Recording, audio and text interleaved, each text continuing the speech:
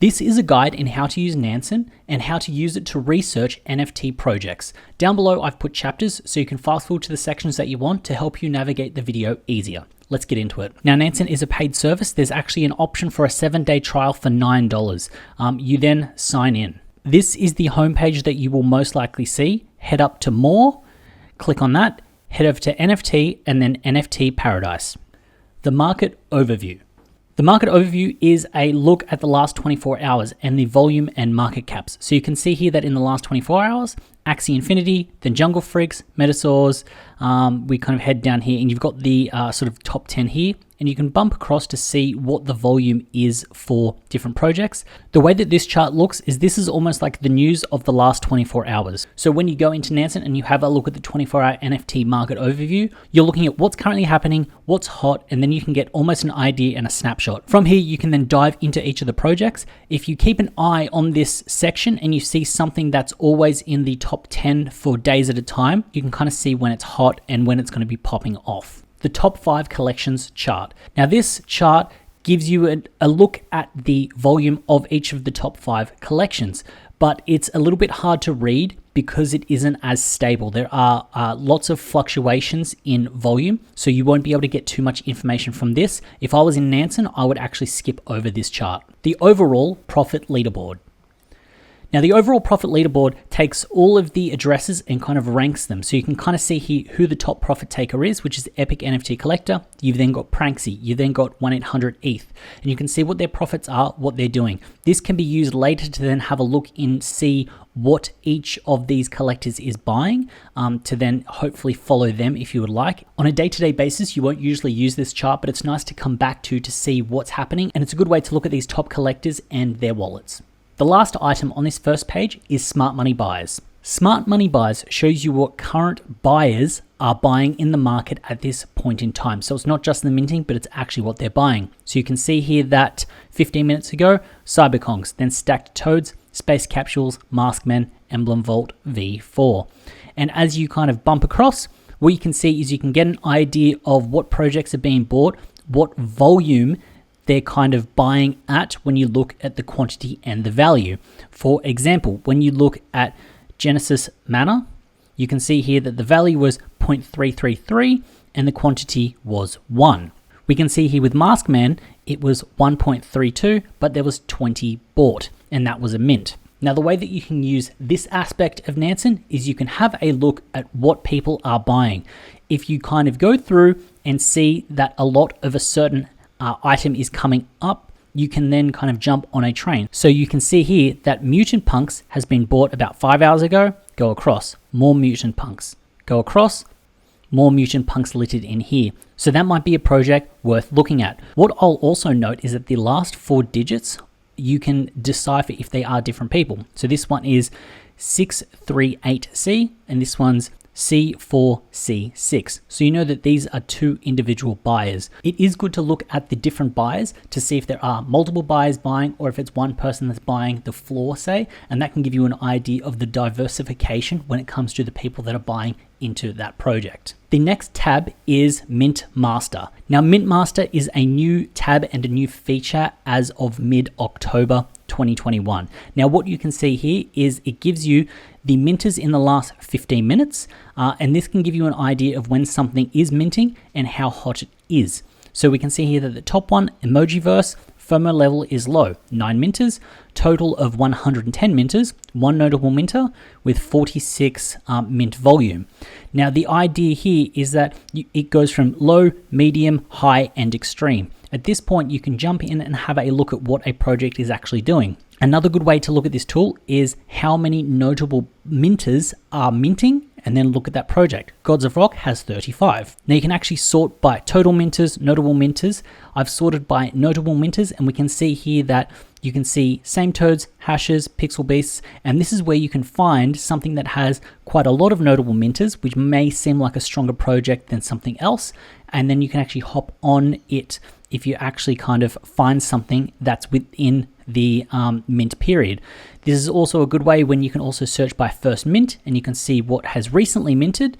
So 8 hours ago, you've got the DAO. You've also got Soda Pass. So by using variations of notable minters, first mint and how many minted, you can then find a project that may be bubbling under the surface ready to jump. What I will say is that if some notable minters jump into something and you see it, there'll be other people that are using this exact same technique, and it compounds and people FOMO in. And then what happens is the volume rises, and then people that don't have access to the data on Nansen will then pile in.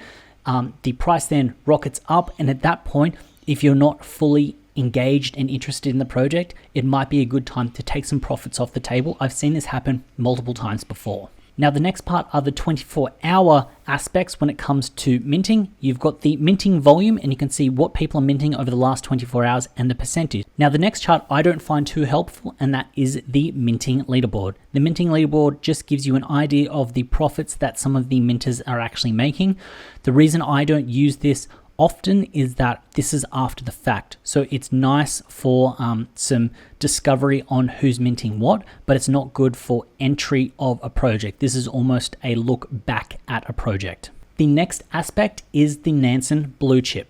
Now, the Nansen Bluechip Index is a collection of 20 of the top NFTs, and it's got the volume and market cap. So this as a snapshot gives you an idea of what the purchases are doing in terms of volume, and also where the value of that is. The way that you would interpret the data here is as a snapshot, you can see what happens with low volume. So for example, you can see high volume here, the volume dropped. As the volume dipped, the price plateaued. When the volume picked up, the price plateaued. Now we can see that the volume hasn't beaten the August rush, and the price is kind of sitting below it.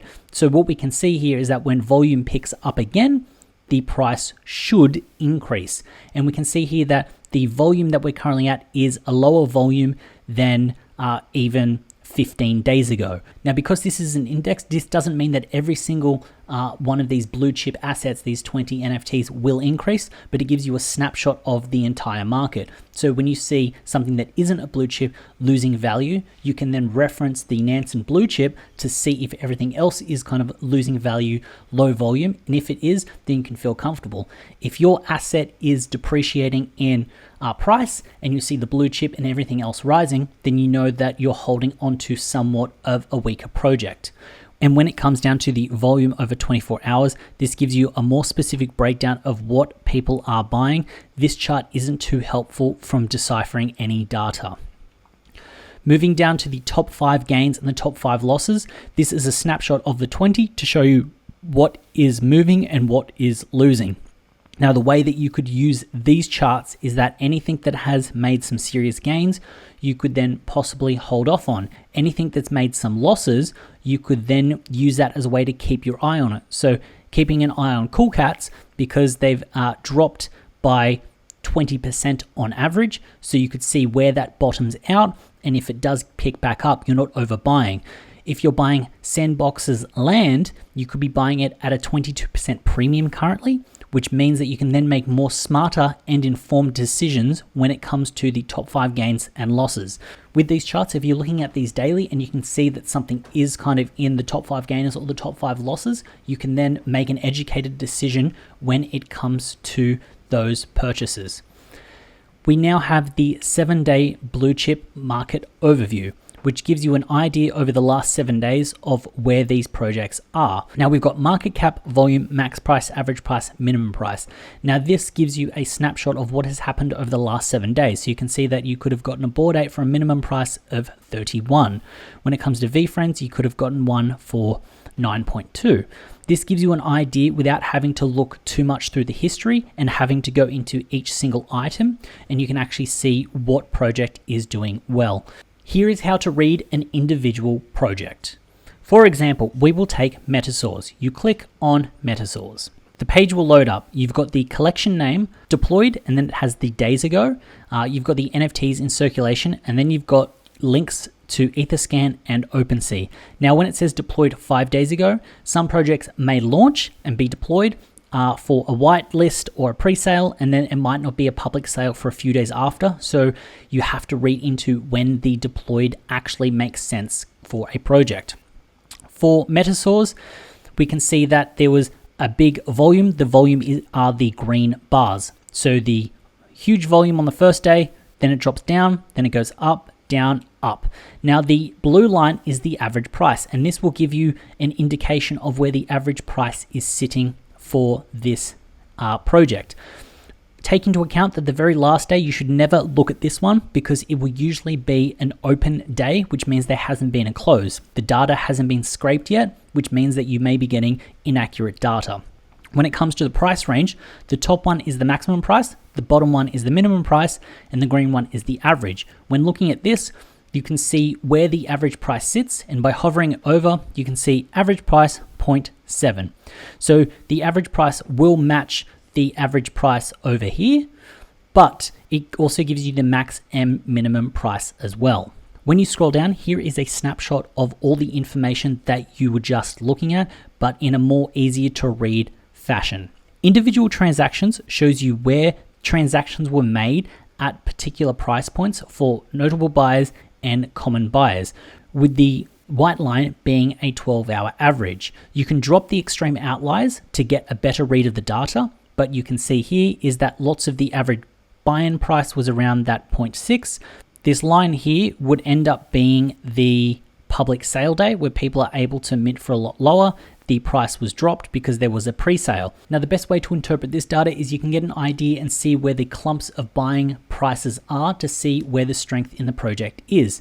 As we can see here that there was a large, big, frothy clump at the start, but currently it seems very weighted down towards that 0.4 mark. So you can see that that's where the current price would be for a good entry point. When it comes to transactions and buyers, this just gives you a look at the unique transactions and the unique buyers. Most charts will look like this, with a big spike on either the public release or the pre-sale if there's a lot of people whitelisted, and then it tapers off. If you ever see a spike in the middle, what that shows is it shows that the project is getting hot and there's a lot of people that have flooded into that project. Up on the top, we can hit breakdown. What this does is it gives us an idea of the balances and changes of NFTs. So we can see here that the top person minus 21, the next person minus 15, the next person 13. I don't use the information in this chart. This is one chart that I always skip over because I can't get any useful information out of this. This is more of a looking back at a project in hindsight to see where people are sitting when it comes to the project. The next aspect though is top balances. Now, top balances is important because it can show you the weight of a project and who the big whales and holders are. Now, one aspect here with Metasaurs, for example, we can see a top holder of 201. If you actually click on Metasaurs, it will take you through to that particular wallet. Now, metasaurs.eth, that is the wallet address. Now, you can see here that they're just holding Metasaurs. What this means is this usually means that there is a marketing wallet that is holding 201 Metasaurs to then do giveaways and things like that. So when you see a top balance that is very, very large compared to other people, it may be a marketing wallet. So you click on it, have a look and see what they're holding. If they're just holding anything related to that project, then it's most likely a marketing wallet. You can see here that the next holder has 91, then we get down to 50, and then we get down to the 23s. If we click on that top one, just to show that it is a real person, what we can see here is they're holding a lot of different NFTs, so you can see that they are a holder of other things. So you can get an idea and a snapshot of the types of holders that are in this project, because if the top 10 holders are people that are holding Bored Apes, VFriends, then you know that they're most likely smarter money and they're holding onto something well. When it comes down to where you should be looking for the top balances, this does look heavily weighted to the top person. It would be nice to see a lower clump. I like to see owners that are kind of around that 50 mark, but it's nice if the top person is 50, the next person's like 45, then 40, 35, 35, just so there's a more even distribution. Because the way that I read this is that you've then got someone that's holding 91 that could flood the market and provide a price ceiling because they're holding a lot of that asset. I like it when there's a better distribution, and this gives you an idea more than just a percentage of the types of people that own it. Another good way to interpret this data is that coming across, we can see here that we've gone up to 100 people, own more than 6. Going across, 200 people own more than 4. So it means that there will be a price ceiling that comes in at one point.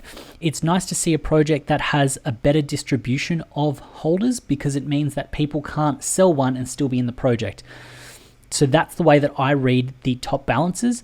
If it's heavily weighted towards one person, it's not saying steer clear, but it means do your research when it comes to who those people are and be aware that there may be a price ceiling if you do buy in at heights. Coming to the top balances over time. Now this is a really good chart to use on projects that are about a week old. You can see what the top balances are buying. So these are the top 5 balances, and you can see that they're all increasing their holdings, which shows strength in the project. They see something in this project that other people don't. If you see top balances that load up and then slowly bleed out, what it may mean is it may mean that they have seen the potential in this project, they don't see much more, and they're trying to exit the project not too fast. A top balance will rarely dump all on the market at the same time because it will crash the price.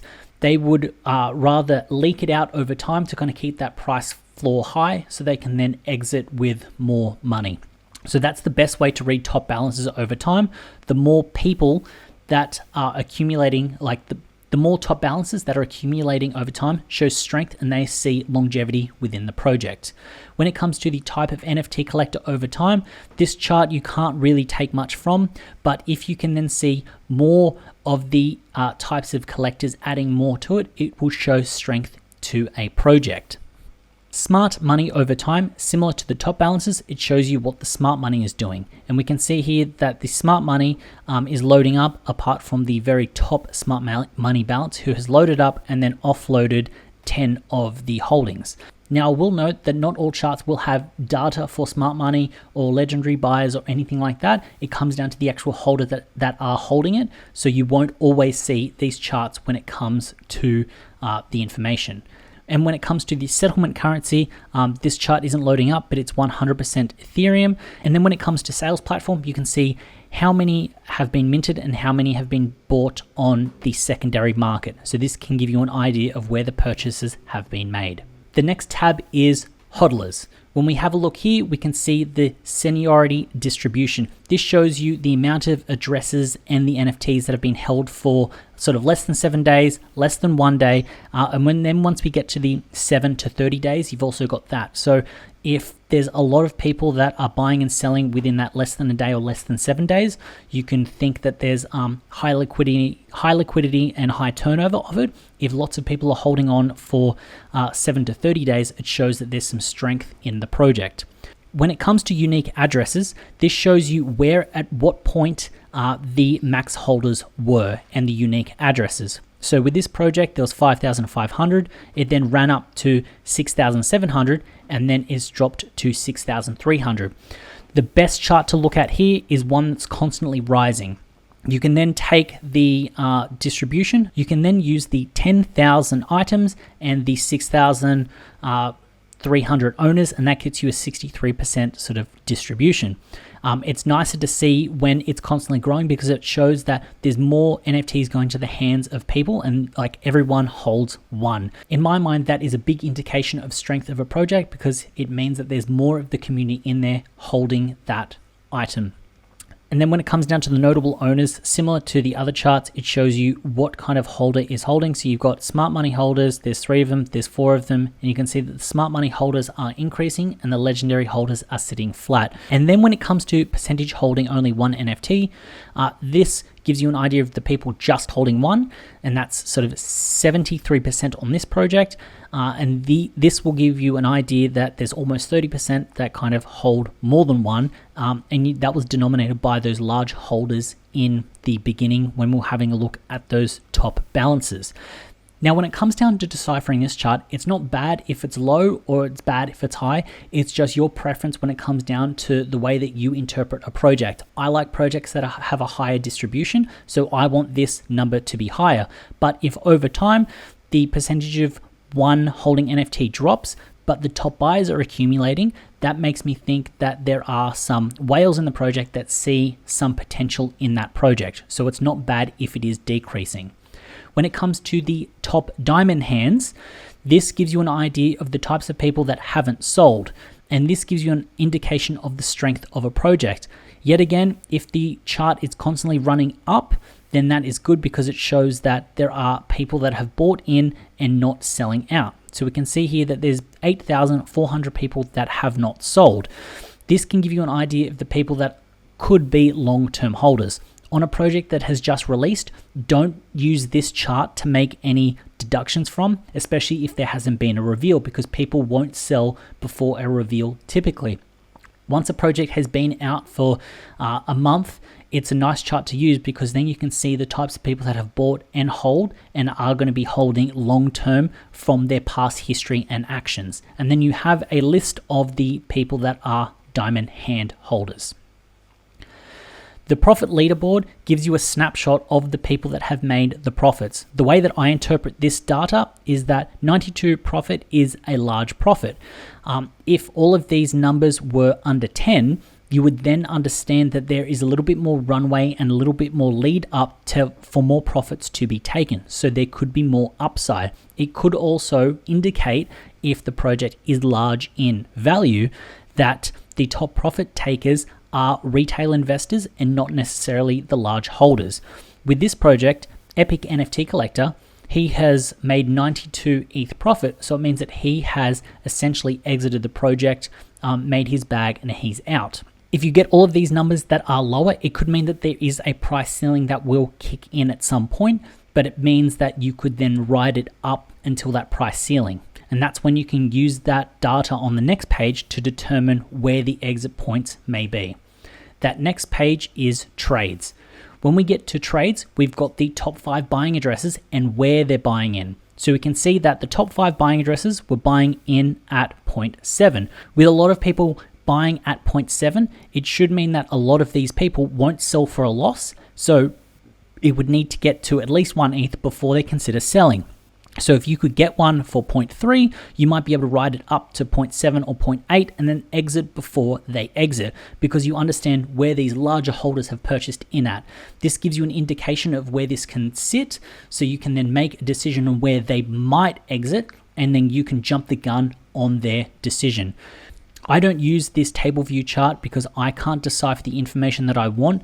The information that I want can be received in a snapshot from the chart view. When it comes down to legendary collectors buying, same as the top 5 buying addresses, you can see where they have bought in at, and we can see here it's around that 0.7 mark. There were a lot of mints by legendary collectors. Same with smart money, you can see where smart money is buying in, so you can kind of get an idea. So the way that you should use the trades tab is by looking at where people are entering in the market, and then you can kind of get an indication of where they will be taking profits at. If they enter at 0.5 ETH and the floor drops to 0.25, you know that these people are most likely not going to sell for a loss. So you could then enter the market and ride it up, make a sale at 0.4, and then take a tidy little profit before we kind of get to where they would be, where some of these top buyers would exit the market, all the smart money buyers, etc. Now coming down to the recent transactions. Now the way that you can look at the recent transactions, you could also get this on something like OpenSea, but this data looks a little bit easier to read, is you can get an idea of the types of movements. So we can see that 12 minutes ago there was a purchase and it goes down to 57 minutes. Now this is a column of 10, so we can see that within an hour there can be 10 purchases. Within 2 hours, there can be 20 purchases. So you can then go back to OpenSea, click on Buy Now, count how many people are listed, and then from that, you can also do the mathematics and work out where the price floor could go. Now, people will be listing while there are sales being made, but this can give you an idea of how fast the price floor can move. If there are 30 sales within an hour, and within 30 sales, the price floor can jump from 0.4 to 0.7, then it might be a good entry point because you could then ride it up. If it takes 30 sales to go from 0.5 to 0.55, then you may know that entering, you may not get those gains as fast as you would like. So overall, I hope you enjoyed that overview of Nansen and how to read some of the charts and the data. I wanted to keep this straight and to the point. That's why I wanted to put all this information at the end, just so that when you click on the video, you can get straight to the section that you want and you don't have to hear any of the spiel. It would be great if you could like up this video. I'd really appreciate it. Also consider subscribing if you did find value in this video. So anyway, I look forward to doing more videos like this, and I look forward to seeing you in the next one.